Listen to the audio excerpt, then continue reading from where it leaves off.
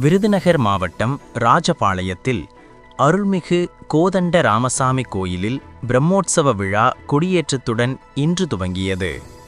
புதுப்பாளையம் சிங்கராஜக்கோட்டை ராஜுக்கள் சார்பில் காலை நடைபெற்ற சிறப்பு பூஜைகளுக்கு பின் கொடியேற்றம் நடைபெற்றது. கொடிமரத்திற்கு அபிஷேகங்கள் செய்யப்பட்டு தீப ஆராதனை நடைபெற்றது. இதனைத் தொடர்ந்து கோதண்ட ராமசாமி மற்றும் ஸ்ரீதேவி பூதேவி சமேதராய் உற்சவமூர்த்தியாக எழுந்தருளி பக்தர்களுக்கு அருள் வழங்கினர்.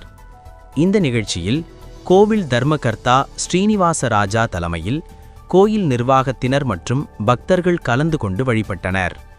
விழாவின் முக்கிய நிகழ்வாக வரும் 26ஆம் தேதி ஸ்ரீராமர் திருத்தேரோட்டம் நடைபெற உள்ளது. மேலும் 27ஆம் தேதி ஸ்ரீராம நவமியை முன்னிட்டு மாரை வீதி உலா நடைபெற உள்ளது.